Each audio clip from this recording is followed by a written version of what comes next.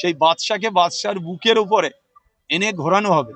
এর থেকে মরে যাওয়া ভালো। অন্যায় অন্যায় করেছে, আপনারা সবাই জানেন। ক্যানিংয়ে একটার পর একটা জমি দখল, একটার পর একটা ঘরবাড়ি ভাঙচুর 2021 সালে। তারপরে ভদ্রলোক এই দুবার এমএলএ হয়েছে, তারপরে এবারে উনি হেরেছেন ভাঙড়ে গিয়ে। মানুষ ওনারে জবাব দিয়েছে, ভাঙড়ের মানুষ। উনি সোনার ভাঙড় গড়বে বলে প্রায় 20-50 কোটি টাকা খরচ করেছে ভাঙড়ের মাটিতে। আজকে ক্যানিংয়ের ছেলে তিনি, ক্যানিংয়ের মানুষ দেখতে চাইছে তিনি কতটা ভালো আছেন। তাই এখানে প্রশাসনের লোকেরা প্রচুর ফোর্স এসছে, প্রশাসনের লোকেরা আছে, নিশ্চয়ই তার কড়া নিরাপত্তার মধ্যে দিয়ে তাকে জীবনতলার মাটিতে বহুদিন আসে না, তাকে ঘোরানো হবে। এই যে আজকে সকাল থেকে মারচর গান চলছে জীবনতলায়, কেমন লাগছে আপনার? না, এটা তো শুনুন, এটা ভাঙড়ে এই ক্যানিংয়ের মানুষ, জীবনতলার মানুষ, এটা শুনছে, ভালো লাগছে। যে সে তো নিজে বলেছে আমি মাছ চুরি করে সংসার চালিয়েছি। সেই ক্ষেত্রে এই মাছ চোরটা শুধু বাংলায় নয়, গোটা ভারতবর্ষে ছড়িয়ে গেছে মাছ চোরটা। সবার ভালো লাগছে, চালাচ্ছে। একটা অনুষ্ঠানে দেখলাম ওই রাজস্থানে একটা অনুষ্ঠানে দেখলাম মাচ্চোর গানটা হচ্ছে আর শিল্পীরা নাচছে রাজস্থান। এটা সারা বাংলা, সারা ভারতবর্ষে হয়েছে। তাই আমি মনে করি যিনি ভদ্রলোক, ওনার ভদ্রলোক হিসাবে ওনার আজকে জীবনতলা মানুষ দেখবেন। তার সাথে সাথে আজকে সব থেকে আর একটা আকর্ষণ, যে ওনার ছেলে যেটা ক্যাপ করেছিল সেটাও ভাঙা হয়েছে, গুঁড়িয়ে দেওয়া হয়েছে। আমি সেদিনকে বলেছিলাম যে 7 দিন পুলিশ দায়িত্ব নিয়েছে, প্রশাসনের দায়িত্ব 7 দিন, যদি প্রশাসন না পারে আমরা ভেঙে দেবো। তা আমরা দেখলাম যথেষ্ট পরিমাণে দায়িত্ব নিয়ে প্রশাসন ভেঙেছে, আজকে সমস্তটা গুঁড়িয়ে দিয়েছে। আমি চাইবো প্রশাসনের লোকেদের আবেদন থাকবে বিএলআরও বিডিওর কাছে, যে ওই ক্যাফে যাতে গরিব মানুষ ছোট ছোট করে দোকান করে ব্যবসা করতে পারে, সরকারি জায়গা যাতে ফ্রিতে গরিব মানুষ পায়, সেই আবেদন আমি করব। এই যে দেখলাম যে কোমরে দড়ি বেঁধে ঘোরানো হয়েছে জাহাঙ্গীরকে, আজকে সকালবেলাকে নিয়ে আসা হবে বাজারে, এটা খবর পাচ্ছি এবং সেই মতো লোকও দাঁড়িয়ে রয়েছে, কিন্তু হাইকোর্ট বলছে যে এগুলো সম্পূর্ণ আইন বিরোধী। কি বলবেন এই প্রসঙ্গে? না, এটা হাইকোর্ট বলেছে, তো হাইকোর্টের ঊর্ধ্বে তো আমরা নয়। বিচারপতিরা যেখানে বলেছেন এটা অন্যায়, আমিও মনে করি যে কোমরে দড়ি বেঁধে ঘোরাটা অন্যায়। এমনি মানুষের সামনে ঘোরাক, মানুষের দেখুক, মানুষ তানার আশীর্বাদ করুক, বা এখানে ক্যানিং এর মানুষ, এইটাই হোক না। দড়ি বেঁধে ঘোরানোটা আমিও বলছি এটা যুক্তিযুক্ত নয়। শকত মোল্লার মেয়ে শাবানা জীবনতলা থানায় এসে বললেন যে আমার বাবা নির্দোষ, আসামি। কি বলবেন? তার মেয়ে আর তার ছেলে আর তার বউ, আমি তো মনে করি সঠিক তদন্ত হলে মেয়ের কাছে কত কত কোটি টাকা আছে সেটাও বেরোবে। তিনি বলছেন আমার বাবা নির্দোষ, তিনি এই রেপ করেছে, সে মহিলাটা বলেছে রেপ করিনি, ওনার বাবাকে ফাঁসানো হয়েছে, খুন করিনি, ওখানে ভাঙড়ে খুন হয়নি। তাহলে এই যে মিথ্যে কথা ওনার মেয়ে বলে যাচ্ছে, ওনার মা বলে যাচ্ছে, আমি তো মনে করি শওকত মোল্লার থেকে শওকত মোল্লার বোর কাছে বেশি সম্পত্তি আছে আর বেশি কোটি টাকা আছে। ও ছেলে একটা এখানে এ করলো কি করলো না এটা বড় কথা নয়। আমি টোটাল ফ্যামিলির বিরুদ্ধে তদন্ত হোক, ওর মেয়েও জড়িয়ে যাবে। যে আজকে যাচ্ছে এরকম করে হেঁটে হেঁটে যাচ্ছে বাবা নির্দোষ বলতে বলতে, হ্যাঁ, তারা জানে যে তার বাবা কতটা দোষ করেছে, তার মা কতটা দোষ করেছে, তার ভাই কতটা দোষ করেছে। মানে খুল্লান হয়ে যাবে, দুধ কা দুধ পানি কা পানি হয়ে যাবে যদি ফ্যামিলি শুদ্ধ তদন্ত হয়। শকত মোল্লা গ্রেফতার হয়েছে, কিন্তু ক্যানিং পূর্ব জুড়ে অনিয়ম বহুত হয়েছে। যে জীবনতলা বাজার দেখছেন, এই বাজারে যে কর্মক্ষেত্র আছে, এই কর্মক্ষেত্র বাজার সরকারি টাকায় তৈরি হয়েছে, কিন্তু সেই কর্মক্ষেত্র 2 লাখ, 4 লাখ, 5 লাখ, 10 লাখ টাকা পর্যন্ত বিক্রি হয়েছে।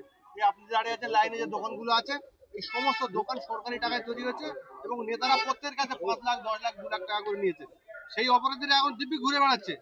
তাদের বিরুদ্ধে আপনারা কি করবেন? কেমন ভাবে? না, আমরা দেখতে চাই শওকত মোল্লার বিরুদ্ধে কি হচ্ছে, তারপরে নিশ্চয়ই আমরা এই জীবনতলার মাটিতে দাঁড়িয়ে বলবো যে কারা কারা দোকান নিয়ে নেওয়ার জন্য টাকা দিয়েছে, কার কাছে দিয়েছে।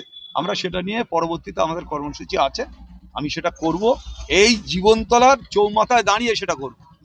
আমি দেখতে চাইছি শওকত মোল্লা পিসিটা চলে যাক, চলে গেলে তারপর এখানে আমরা ধরবো যে শওকত মোল্লা কত টাকা নিয়েছে, আর তার পঞ্চায়েত সমিতির সভাপতি কত নিয়েছে, জেলা পরিষদের সদস্য কত নিয়েছে, পঞ্চায়েত সমিতির পূর্তের কর্মদক্ষ কত নিয়েছে, সব দুধ কা দুধ পানি কা পানি হয়ে যাবে।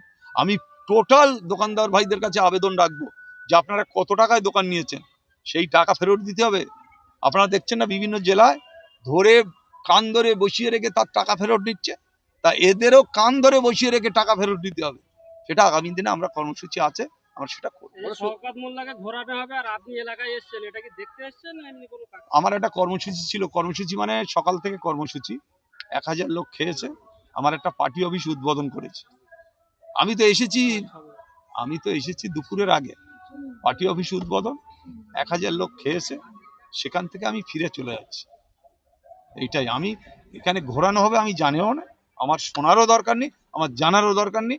এখানকার মানুষ দেখবে, তারে আদর করবে, মিষ্টি খাওয়াবে না দই খাওয়াবে না ওই ডিমের কুসুম খাওয়াবে, সেটা তারা দেখবে। কি এক সময় আপনার ঘনিষ্ঠ ছিল, আপনি তৃণমূল ছেড়ে দিলেন আর এই ধরনের তৃণমূলের অবস্থা, আপনার ভালো লাগছে যে এই যে ডিম ছুঁড়ে ছুঁড়ে মারছে না আপনার মানুষ? আমার এটা ভালো লাগে না, আমার এটা ভালো লাগে না। তবে অন্যায় করেছে মানুষ, সেটা করছে, এটা নিয়ে আমার ভালো লাগে না।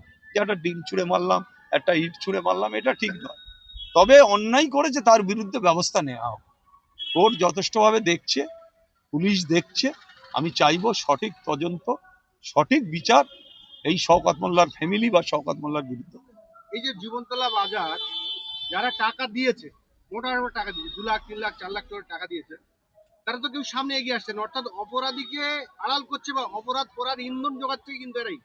দোকানদারদের বিরুদ্ধে ব্যবস্থা নিতে হবে আমাদের, যে তোরা পয়সা দিয়ে নিচ্ছিস তো আমরা তালা মেরে দিচ্ছি, তাহলে আমাদের সব ওই কর্মীদের কাছে পয়সা দেয়। কর্মীরা যারা ঘর ভেঙেছে, যারা বাড়ি ভেঙেছে, যাদের অত্যাচার করেছে, ওদের কাছে টাকা নিতে হবে, তাহলে তাছাড়া আর কোন উপায় আছে? এই যে যারা দোকান টাকা দিয়ে নিয়েছে, এদের অতি অবশ্যই দোকানগুলো খালি করিয়ে সাধারণ অন্য মানুষকে দেওয়া উচিত বলে মনে করেন কি আপনি? 100 বার মনে করি যে তারা বলবে না কেন, তারা তো অন্যায়কে সাপোর্ট করছে। টাকা দেওয়া মানে অন্যায়কে সাপোর্ট করা। এদের বিরুদ্ধে পানিশমেন্ট হওয়া উচিত। হ্যাঁ, সমস্ত দোকানদারদের বিরুদ্ধে পানিশমেন্ট হওয়া উচিত। তারা টাকা দিয়ে কেন তারা মুখ খুলছেন? তারা টাকা দিয়েছে, মুখ খুলছেন। শওকত মোল্লা কি আবার এই জীবনতলা ফিরে আসবে? এই এই যারা পঞ্চায়েত সমিতির সভাপতি, জেলা পরিষদের সদস্য, পঞ্চায়েত সমিতির পূর্তের কর্মদক্ষ, যারা কর্মদক্ষরা এই এই এই পার্টি অফিসার, তারা বসার ক্ষমতা রাখবে? মানুষ তো তাদের মুখে জামা ঘষে দেওয়ার জন্য তৈরি। পঞ্চায়েত সমিতির সভাপতি খুঁজে পাওয়া যাচ্ছে না, পালিয়ে বেড়াচ্ছে কেন, লুকোচ্ছে কেন? শওকত মোল্লার যার যেসব লোক আছে, যারা দুর্নীতি করেছে সব এলাকা ছাড়া, আমি মনে করি জনগণ তাদের আটকে রেখে তাদের কাছ থেকে টাকা আদায় করে নেয়।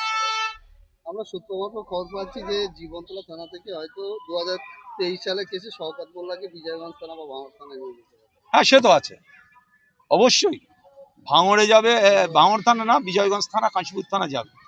দুটো থানায় দুটো কেস আছে, সেটা দেখবে। আমরা আবেদন করেছি যে পঞ্চায়েত নির্বাচনে শওকত মোল্লা 1 নম্বর আসামি, আমি 2 নম্বর ছিলাম। আমি যদি 6 মাস জেল কাটি, তাহলে শওকত মোল্লার তো এই কেসে নিতে হবে। তারপরে বিজয়গঞ্জ থানা তো ওকে নিল, এনআইএ নিল তো বিজয়গঞ্জ থানার কেস। বিজয়গঞ্জ থানাও যেমন রাজ্জাক খুন হয়েছে, সেই খুনেরও ঢোকাতে হবে। আমি ওসিকে বলেছি, রাজ্জাক খুনে সম্পূর্ণভাবে সহযোগিতা করেছে শওকত মোল্লা। সমস্ত বিষয় আছে, দেখা যাক প্রশাসন কতটা কি করছে।